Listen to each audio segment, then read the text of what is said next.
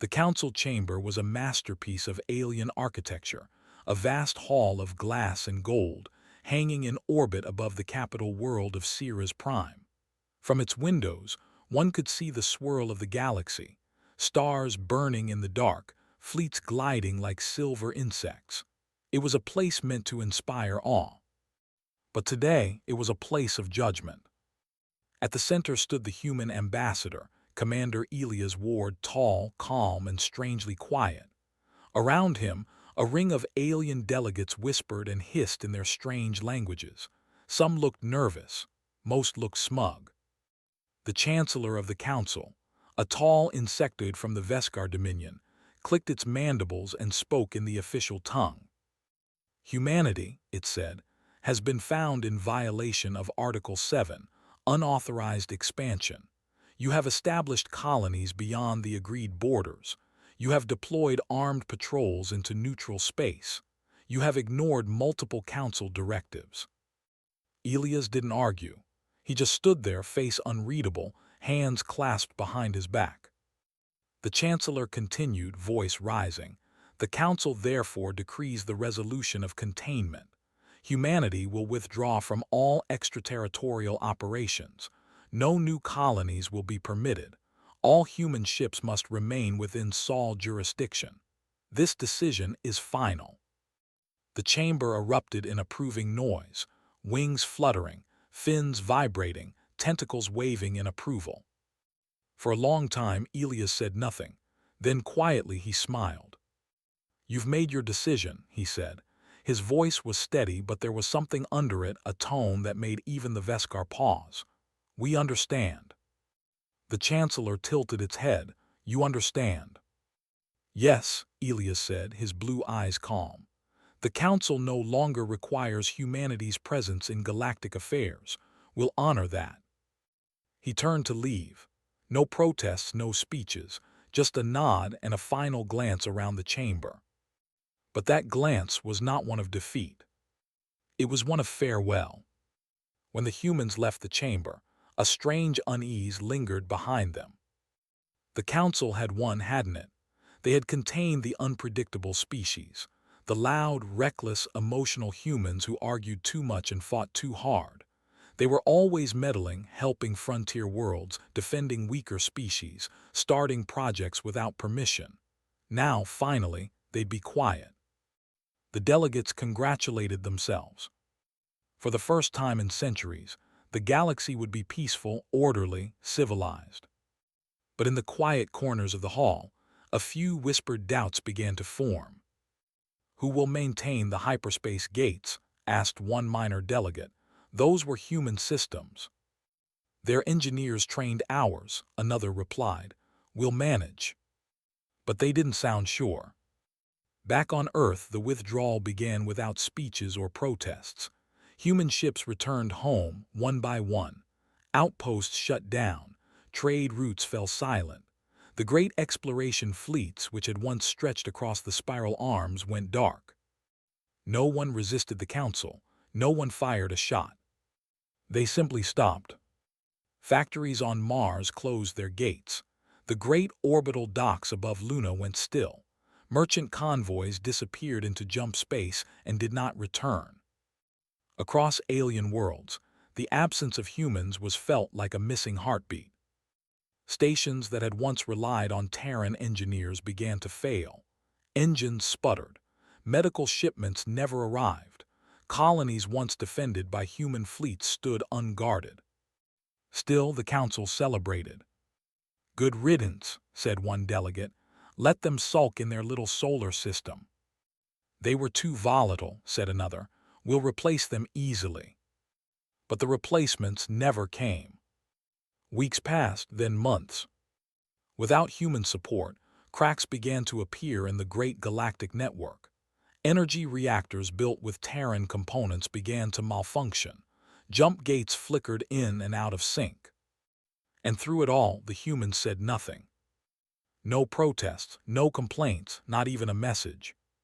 They simply vanished. Some said they were regrouping.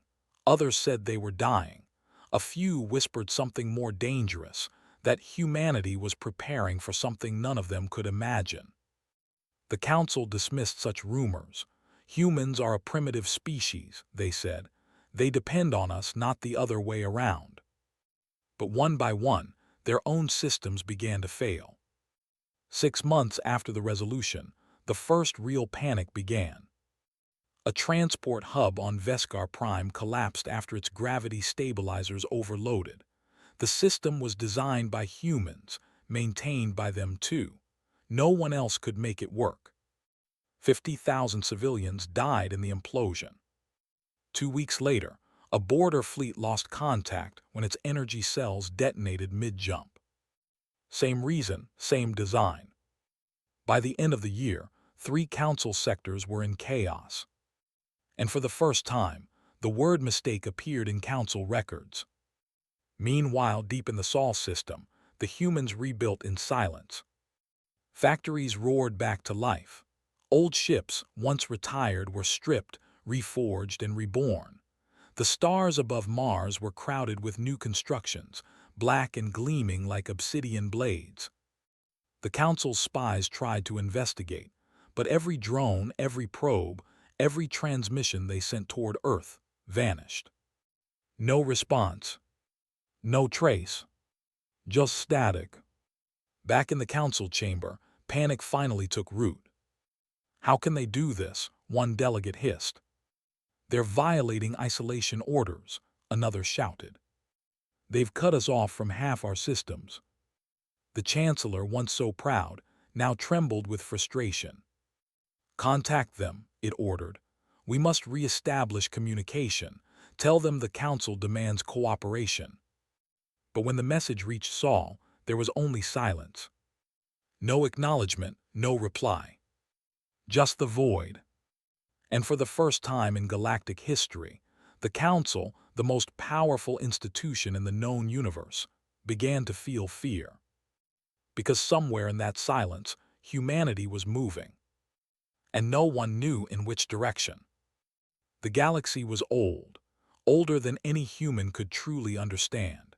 Empires had risen and fallen long before Earth's sun had even learned to burn.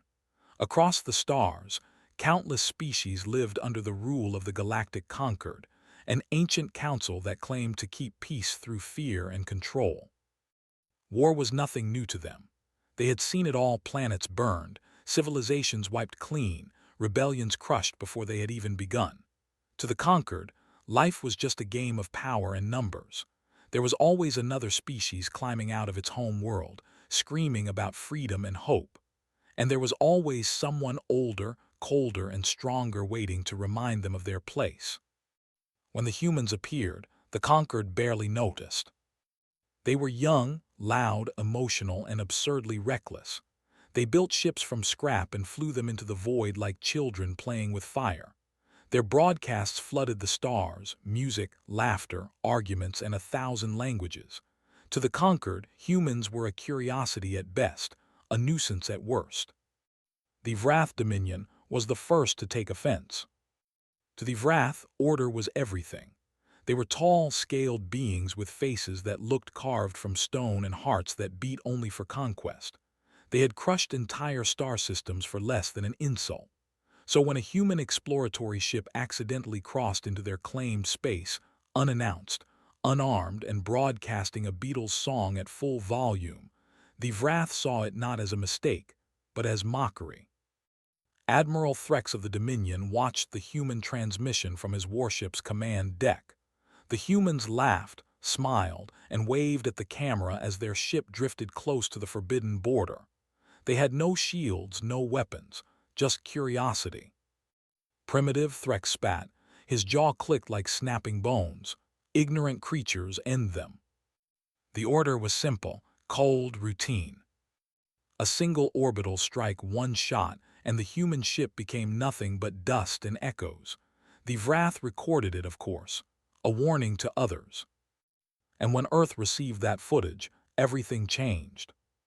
At first there was silence, the kind of silence that comes before a storm. Every network went dark.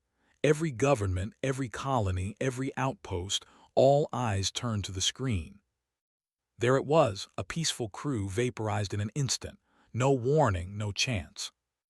The video replayed again and again across every channel. No one told humanity to unite. They just did. Old rivals shook hands. Nations that had once stared down nuclear missiles now shared food and fuel. The colonies on Mars sent ships filled with volunteers, not soldiers, at least not yet. And then the message came. A human general, her face scarred, her voice steady, stood before a camera. Behind her was the burned wreck of what used to be the Odyssey, humanity's first deep space exploration vessel. Her speech lasted less than a minute, but it would echo across history. To the Vrath Dominion, and to anyone else watching, congratulations. You've just declared war on the most deadly species that exists. Her eyes burned like twin suns. You think we are weak because we are young. You think we will break because we bleed, but you've made a mistake. You've reminded us what we are. Survivors, builders, fighters. You can burn our ships, but we'll build new ones from the ashes. You can kill our people, but we'll name our children after them. You've given us something we didn't have before. A reason. And then she smiled, that strange, human smile that meant both fury and promise. We will see you soon. The message ended. The Vrath laughed. Of course they laughed. To them, humans were still just a small world species with fragile bodies and crude weapons. They expected surrender, not defiance. But the laughter didn't last long. Human colonies stopped sending trade requests. Instead, they sent fleets. Ragtag at first, ships held together with tape, dreams, and sheer stubbornness. But inside every one of them was the same fire. The Concord's analysts called it irrational aggression. The Vrath called it a nuisance. But among the scattered stars, others whispered a new name for it. Human fury. It didn't matter that Earth's weapons were weaker, or that their ships broke down twice a week. Humanity fought like no one had before, not for conquest, not for resources, but for something older, something deeper. Vengeance. When the first Vrath warship fell, it wasn't to a grand fleet or a master plan. It was destroyed by a single human corvette, overloaded with stolen explosives, and piloted by a man who knew he wouldn't come back. The Vrath commander's last recording was found centuries later. His final words were panicked, disbelieving. They're not retreating, they're coming straight for us. Why are they? Static explosion, silence. From that moment, the galaxy began to understand. Humans didn't fear death. They used it. Every loss made them smarter, faster, angrier. Every scar became a reason to fight harder. The conquered started to pay attention. They watched humanity grow, adapt, and unite in ways no species ever had. They watched a wounded, grieving world turn itself into an army. And somewhere in the cold void between stars, Admiral Threx received a final transmission from his spies near Earth. It was short, no threats, no speeches, just a single human sentence, calm and cold as the night. We're coming. Threx laughed again, though softer this time. Somewhere deep inside, he felt something he hadn't felt in centuries. Fear. The first year of the war was hell. The Vrath Dominion had ships the size of cities, weapons that could split mountains, and fleets that darkened suns. Humanity had scrap metal, old rockets, and rage. It wasn't a fair fight. It wasn't supposed to be. Earth's colonies fell one by one. Mars was the first. The great red dream turned into a graveyard. Then Europa's domes shattered, scattering frozen bodies into space. Every broadcast ended the same way: static, screaming, silence. But the more the humans lost, the harder they fought. The Dominion didn't understand it. Most species begged for mercy when facing the Vrath. They surrendered, bent the knee, accepted their place. But humans didn't kneel. They bit back even when broken. In the ruins of New Geneva, under a cracked glass dome and a blood-red sky, a small group of survivors gathered. Soldiers, engineers, medics, barely 200 of them. No command center, no generals, just people who refused to die quietly. They scavenged what they could: alien wreckage, burned drones, even dead Vrath armor peeled off their scorched bodies. Humanity learned fast. Dr. Ilara Holt, a scientist from Luna Base, sat beside a dying fire welding a plasma core. Her hands were black with soot. Beside her, a soldier watched the horizon. "You think it'll work?" he asked. She didn't look up. "Doesn't matter, it just needs to work once." When the Vrath patrol came, they weren't ready for what hit them. Human rifles, unstable, dangerous, overheating, but deadly. Grenades made from oxygen tanks and kitchen chemicals. The sky turned orange as the humans fought like cornered wolves. When the smoke cleared, the survivors didn't cheer. They buried their dead, stripped the enemy ships for parts, and got back to work. That night, one of them found an old radio. They broadcast a message into the void.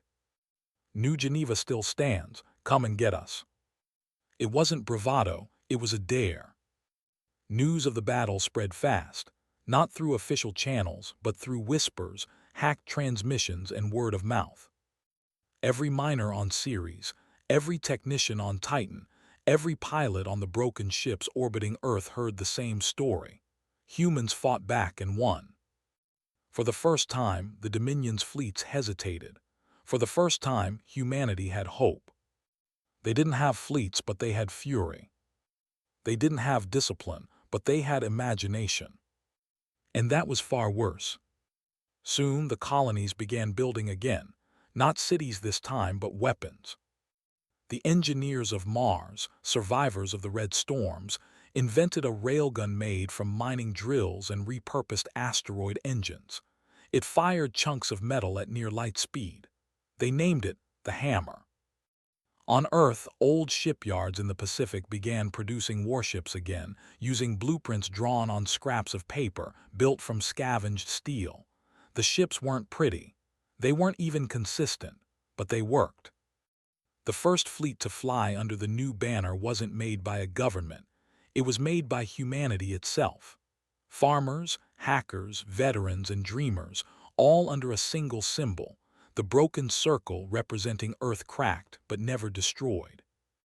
And when they launched their first attack, the galaxy finally noticed. The Battle of Helios Gate was supposed to be a slaughter. The Dominion had 3 capital ships, 20 escorts, and orbital defense grids.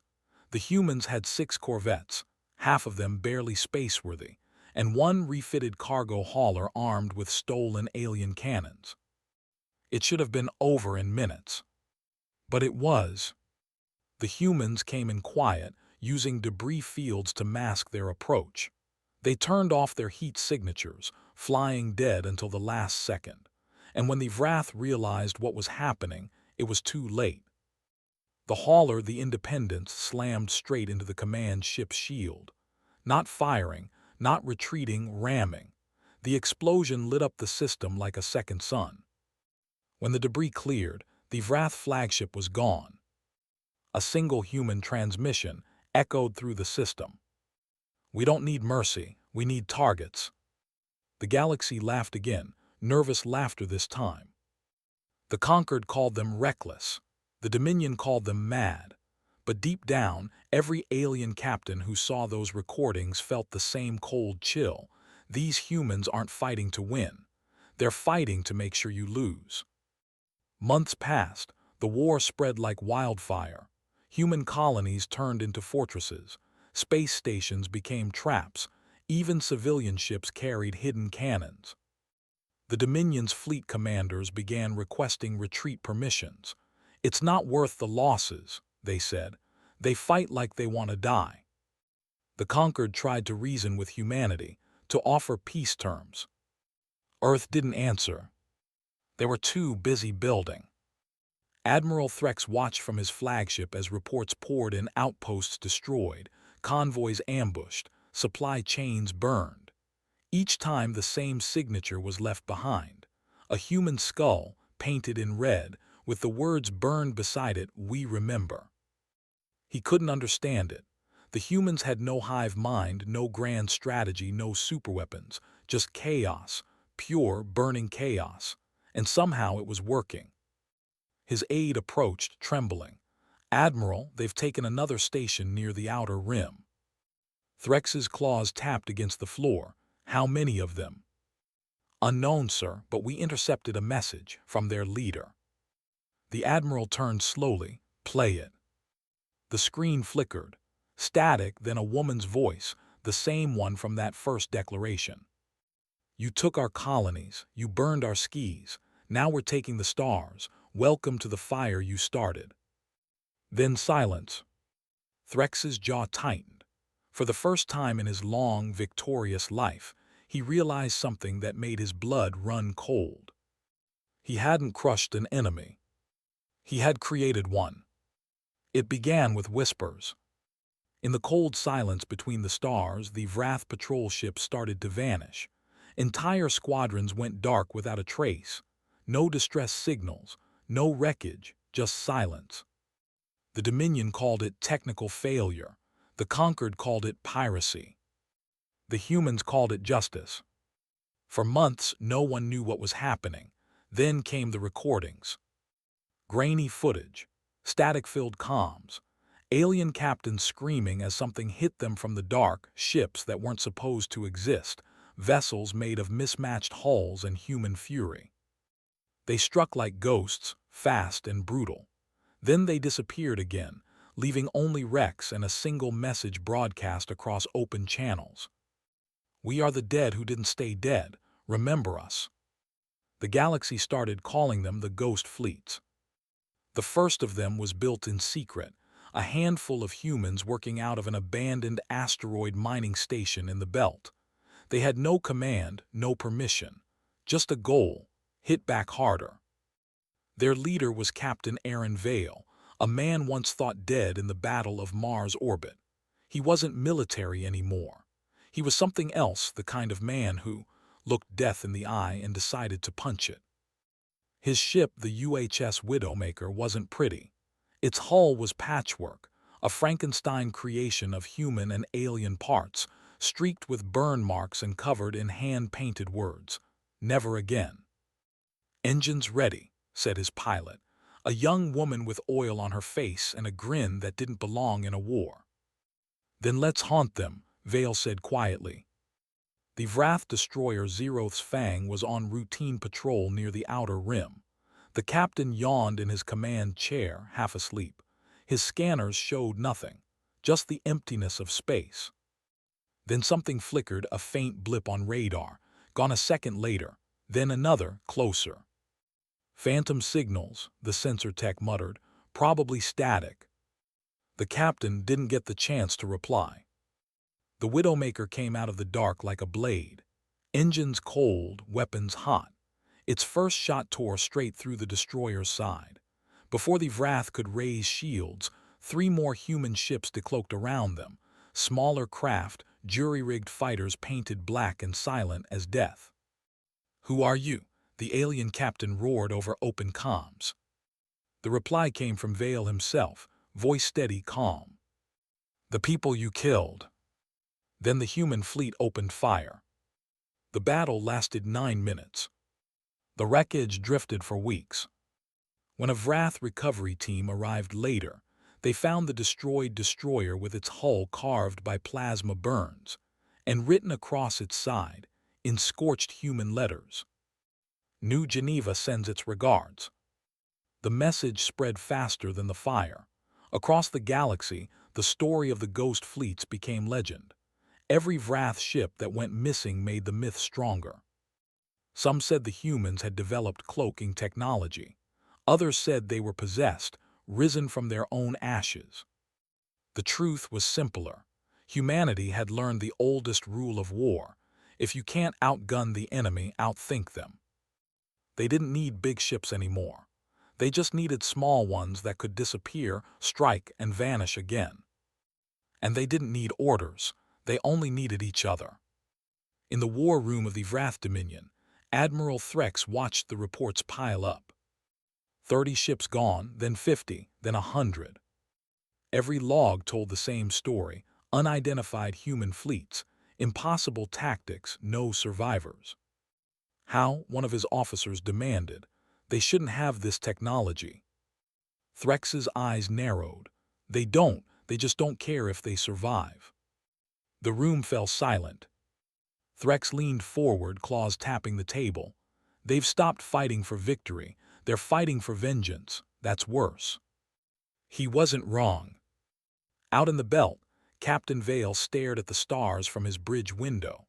The ghost fleets had grown, dozens of ships now, each one carrying survivors from destroyed worlds. Each one painted with names Mars, Europa, New Geneva, Titan, like tombstones flying through the dark. Vale's second-in-command, a scarred veteran named Maya Chen, approached. "We can't keep doing this forever," she said softly. "We're running out of parts, out of people." Vale didn't look away from the stars. "So are they." "Still," she said, "at some point, someone's going to come after us with everything they've got." He smiled faintly. "Good, saves us the trouble of finding them." A month later, the Wrath launched a massive hunt. They sent 50 ships into the asteroid belt. They brought new weapons, new sensors, new commanders. They were ready for everything except what they found. Or rather, what found them. The Widowmaker appeared first, charging straight through their formation. Behind it, dozens of human ships followed, each one exploding in a blaze of light as they rammed into the enemy. The Wrath fleet disintegrated in a storm of fire. It wasn't just an ambush, it was a funeral pyre.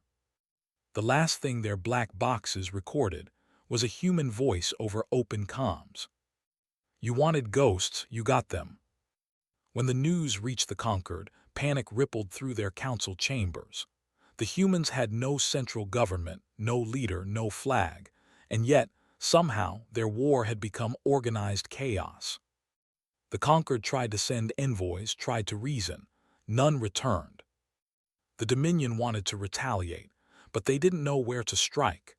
Humanity wasn't a place anymore. It was an idea, one that moved in the dark, invisible and unstoppable. And that was when the galaxy began to understand the truth.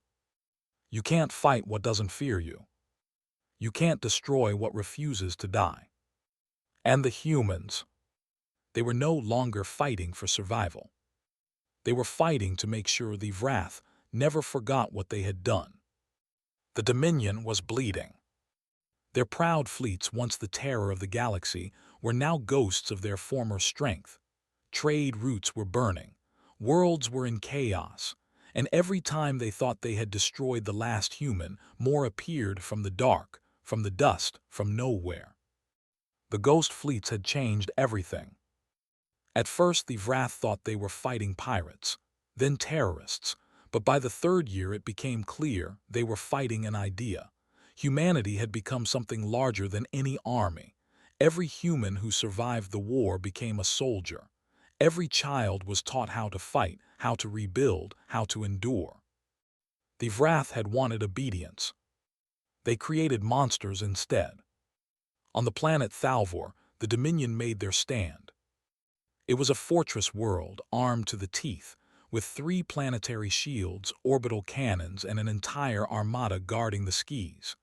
The Wrath called it the unbreakable world. And that was exactly why the humans came for it. The assault began on a silent night. No grand fleet, no warning, just falling stars, dozens of human dropships streaking through the atmosphere. They hit the ground hard, burning through the shield with stolen Dominion tech. Soldiers poured out, faces hidden by helmets marked with red streaks, the sign of vengeance. The Wrath commander, Lord Kareth, laughed when he heard. "Humans here, they must be insane," he roared. "Do they think they can take Thalvor with ground troops?" But the laughter died when his sensors started going dark. The humans weren't attacking the walls, they were tunneling under them. Inside the tunnels, Corporal Isaac Hale led a squad through the choking dust. His armor was cracked, his gun overheating, and he hadn't slept in 2 days.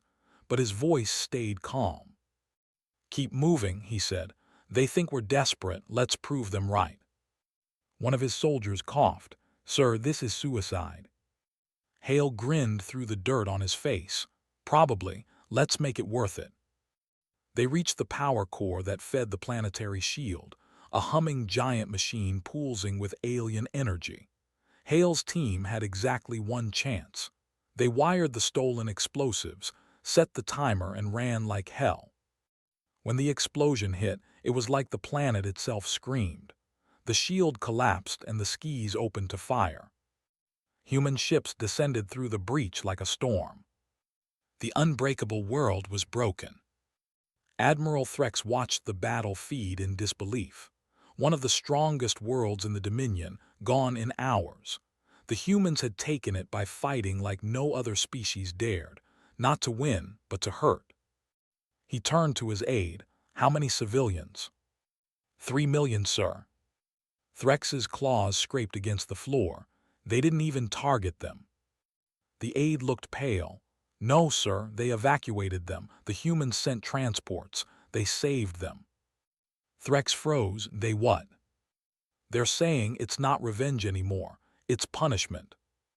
That was when the Admiral realized something truly horrifying. Humanity wasn't just fighting to destroy the Dominion. They were fighting to change it, to show the galaxy what justice looked like when you made the mistake of underestimating Earth. Back on the flagship Widowmaker, Captain Vale stood in silence as Thalvor burned below. His crew cheered, cried, hugged each other, but he didn't smile. Maya Chen, his second-in-command, stood beside him. "We did it," she said softly. "They'll never recover from this." "Yeah," Vale replied, his voice rough. "But look around, Maya. Neither will we." Half their fleet was gone. The survivors were exhausted, hollowed by years of war. The victory felt heavy, too heavy. Maya looked at him, her eyes tired but bright. "We can't stop now, not after everything they've done." Vale nodded slowly. "No, but maybe one day we'll remember who we were before all this."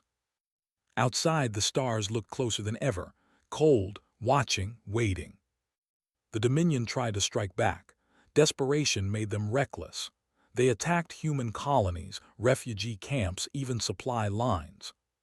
But humanity had changed the rules of war. They no longer fought like soldiers, they fought like survivors. Every city was a trap, every ruined outpost a fortress. Civilians turned soldiers overnight. Farmers became snipers. Children used captured drones as weapons. In one battle, the Wrath landed on a seemingly abandoned city on Titan. Hours later, they discovered the abandoned buildings were filled with hidden explosives and remote turrets. Only one human was left alive, an old woman sitting in the middle of the street with a detonator in her lap. The Dominion commander demanded her surrender. She smiled. "Surrender's not our word." Then the city vanished in fire. By the fourth year, the Dominion had lost half its territory. Entire fleets refused to leave port. Their soldiers whispered about the Fire People, ghosts who struck without warning.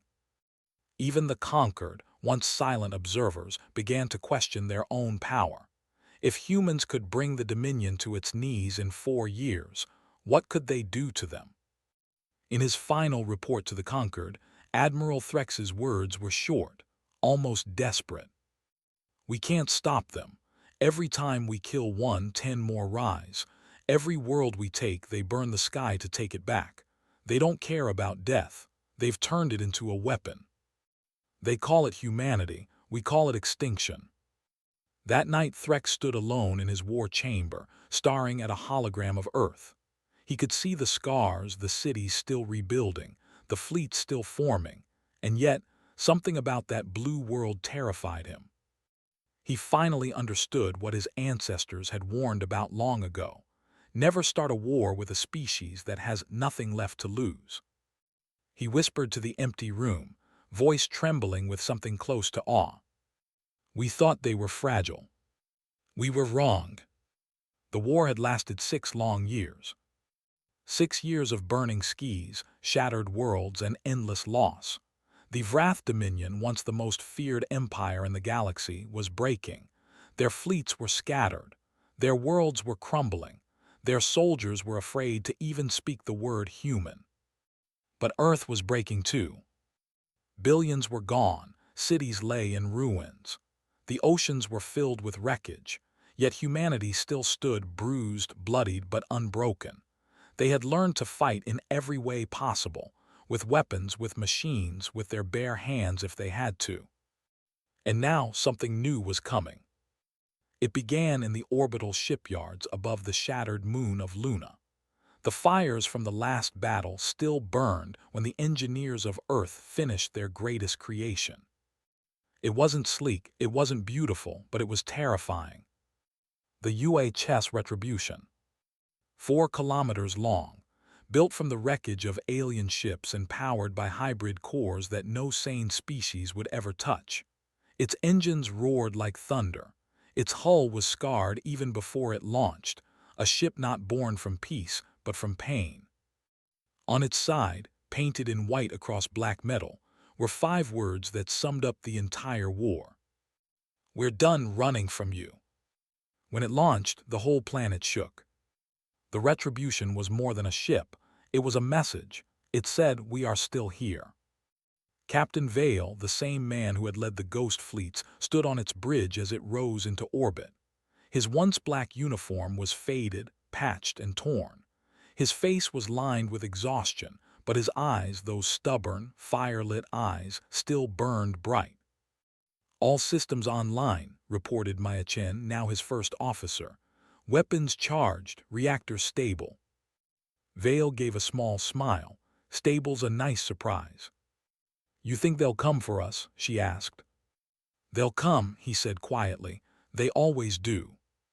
They didn't have to wait long. 2 weeks later, Dominion scouts spotted the Retribution in the Epsilon Belt. Within days, the largest enemy fleet in history was on its way, over 500 ships, led by Admiral Threx himself. It was meant to be a final blow. The Dominion would crush the human flagship and end the war once and for all. But humanity had a different plan. The battle began in silence. Both fleets faced each other across the void, a sea of steel and fire.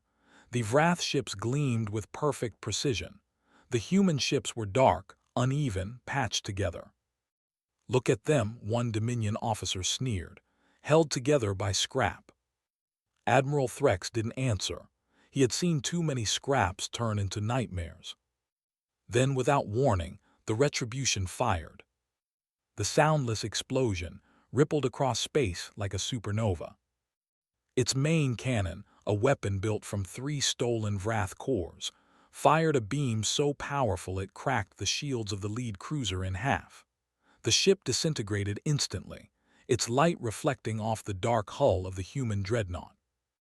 The Wrath panicked. They had never seen anything like it. "Return fire," Threx ordered, but his voice shook. Hundreds of plasma bolts lit up the stars, striking the Retribution head-on. The shields buckled, metal screamed, whole decks tore open. But the humans didn't retreat. They kept firing. On the bridge, alarms blared and smoke filled the air. "Shields down to 20%, Maya shouted. "Then we hold at 20, Vale said, gripping the command rail. "Target their carriers." The ship roared again, hurling plasma and molten fire. One by one, Dominion ships vanished in burning light. When the Retribution's engines began to fail, the human fleet moved in, smaller ships darting between the giants, tearing through armor, exploding against the enemy like angry comets. "Ghost fleets inbound," a voice cried through comms, "for Earth." Hundreds of ragtag human vessels joined the fight. Fighters, freighters, old colony ships, even civilian transports, all armed and desperate. It wasn't a battle anymore, it was a storm. From his command ship, Threx watched in horror as his fleet disintegrated. Every time he destroyed one human vessel, 3 more appeared. They fought even when their ships were burning, even when their air was gone. "Why won't they stop?" his aide cried. Threx could only whisper, "Because we gave them no reason to." And then the Retribution turned toward his ship. The two giants faced each other, drifting through a graveyard of wreckage. Threx opened a channel. "Human ship," he said, his voice shaking but proud. "You've made your point. Enough blood has been spilled. You cannot win." Vale's reply was calm, almost gentle. "We already did. You just don't understand what it cost." The Retribution's cannon fired one last time. The beam tore straight through Threx's flagship, splitting it like paper. When the light faded, the Dominion fleet was gone. Hours later, silence returned to space. The Retribution drifted, its engines dead, its crew exhausted. The war wasn't over yet, but something had shifted. For the first time, humanity stood victorious. Vale sat in the command chair, staring at the stars. His hands trembled. Around him, the crew cheered softly, some crying, some laughing. Maya looked at him and said, "We did it. We really did it." He didn't smile. "No," he said, "we survived. That's not the same thing." She looked out the window, where the burning remains of the Dominion fleet floated like dying suns.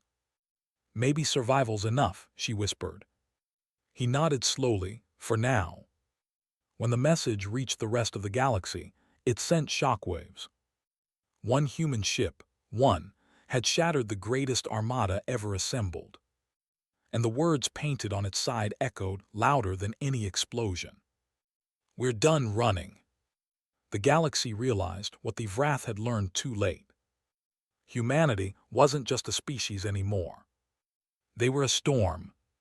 And nothing could stop a storm that remembered what it had lost. The war should have ended with the Battle of Epsilon. It didn't. The Vrath Dominion was shattered, their fleets burned, their command broken. But humanity didn't stop. They couldn't. Too much blood had been spilled, too many worlds turned to ash. The Dominion had started this war. Humanity intended to finish it. The skies over the Vrath homeworld burned red. Billions watched from underground bunkers as human warships filled the sky, the same ships that had once been laughed at, now armored, rebuilt, and furious. The Retribution led them, limping but still alive, its hull scorched, its nameplate gleaming like a scar. From orbit, Captain Aaron Vale stood on the bridge, staring down at the black cities below. Maya Chen stepped beside him. "Command says we should accept their surrender," she said. Vale didn't answer. His eyes stayed locked on the planet. "Surrender," he repeated softly. "Did they accept ours?" She hesitated. "No." "Then neither do we." The first strike hit at dawn.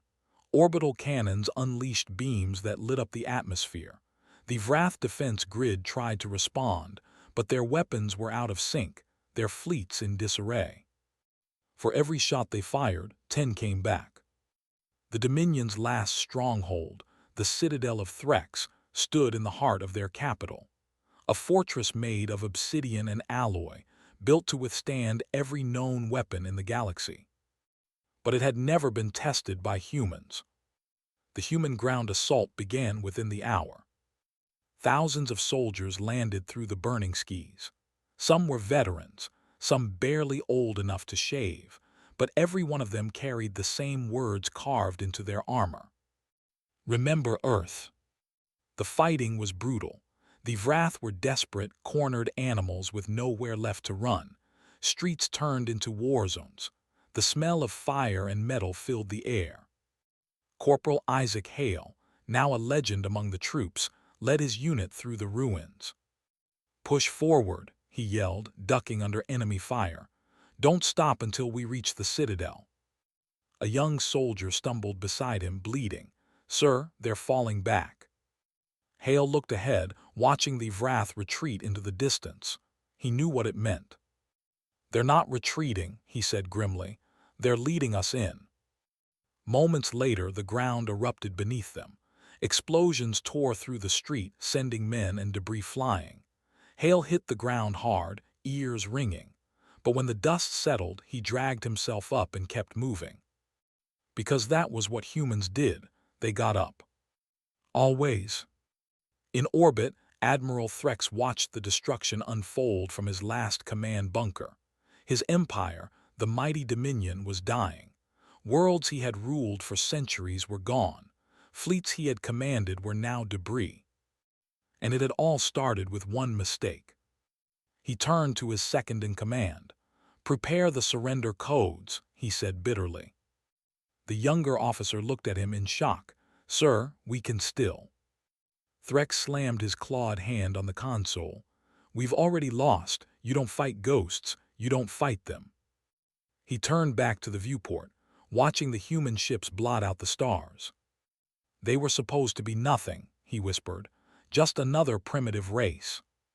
He remembered the human transmission from years ago, that voice, calm and furious.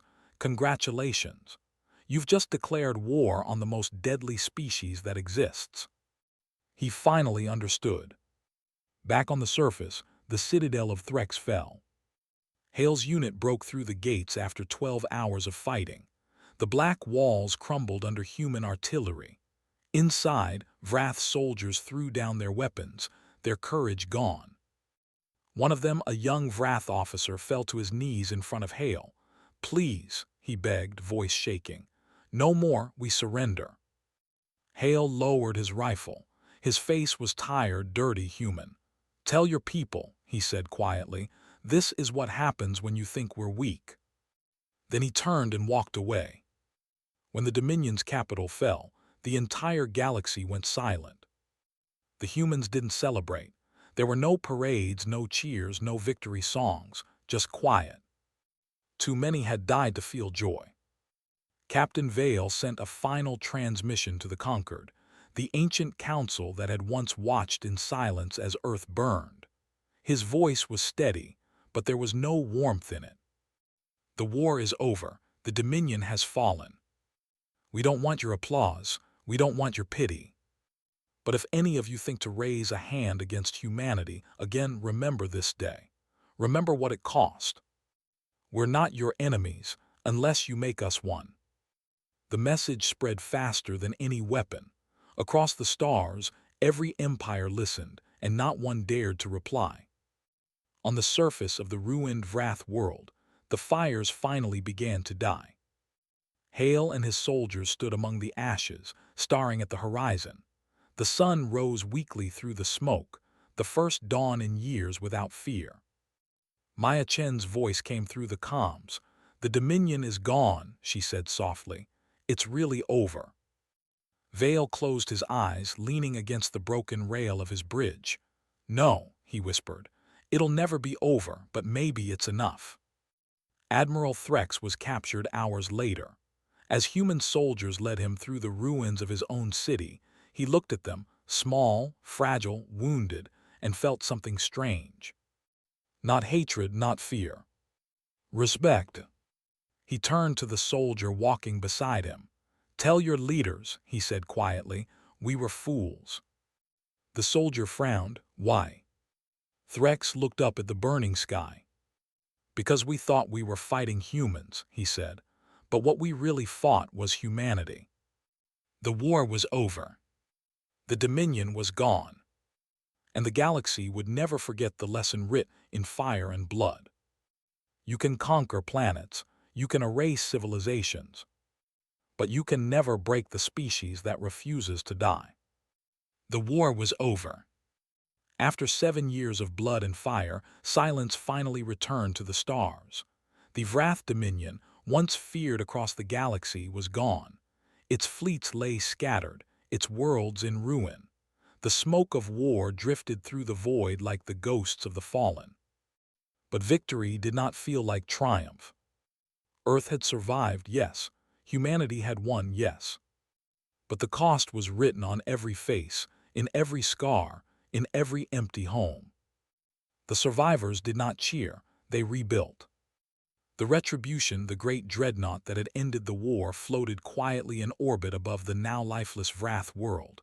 Its hull was torn, its decks still dark from fire. Inside, Captain Aaron Vale stood alone on the bridge.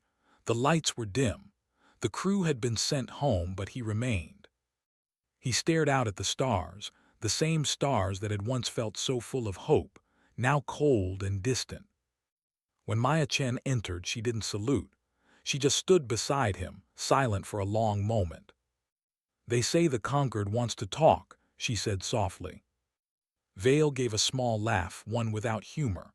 "Of course they do, now that the killing done." "They're afraid of us," she said. "Good," Vale replied. "They should be." Maya looked at him carefully. "And what about us? What do we do now?" He turned to her, tired eyes meeting hers. "Now," he said, "we remember." Across the galaxy, the legend of humanity spread like wildfire. To some, they were heroes, the saviors of the oppressed, the species that had broken the back of tyranny. To others, they were monsters, unpredictable, dangerous, willing to burn the galaxy to protect their own. But everyone agreed on one thing: you did not start a war with humans, not ever again. The conquered called an emergency summit. Dozens of species gathered in a glittering chamber above a neutral world, debating what to do about Earth. Some demanded sanctions, others demanded alliances. At last the human ambassador entered. Not a general, not a politician. A woman in a plain uniform, with a small medal on her chest and tired eyes that had seen too much. She walked to the center of the chamber, surrounded by 1,000 alien eyes. "You fear us," she began quietly. "You should. We've proven what we can do when we're cornered." The room was silent. "But we didn't fight this war because we wanted power. We fought it because someone tried to take everything from us. We lost children, families, worlds, and we didn't stop because surrender meant extinction." Her gaze swept across the chamber, steady and cold. "Do not mistake our mercy for weakness. Do not mistake our forgiveness for peace. We will trade with you, speak with you, build with you. But if any of you ever think to test us again—" She paused, then smiled, the kind of smile that made even the bravest of them look away. "You'll remember what happens when you wake the humans." For the first time in history, the conquered passed a resolution by fear, not vote. No world, no empire, no species would raise arms against Earth again. The humans were invited to join the council. They refused. Vale's response to the invitation was short. "We don't need a seat at your table. We've already built our own." Years passed. The galaxy healed slowly. Humanity rebuilt their colonies. Mars bloomed red again with life. The old cities of Earth rose from their ashes, stronger and stranger than before.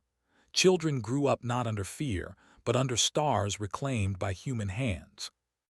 Yet the memory of war never faded. Every generation was taught what had happened, not with pride but with purpose. Because the truth was simple, they hadn't won because they were stronger. They had won because they refused to die. That was humanity's secret. Their greatest weapon wasn't their ships or their guns or their cleverness. It was their heart.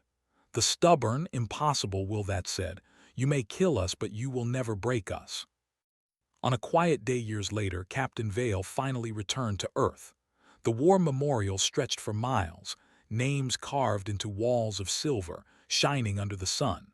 Millions of names. He walked alone through the rows until he found the one that mattered most, his brother, killed on the first colony ship. He stood there a long time, the wind cold against his face. Maya's voice came softly from behind him.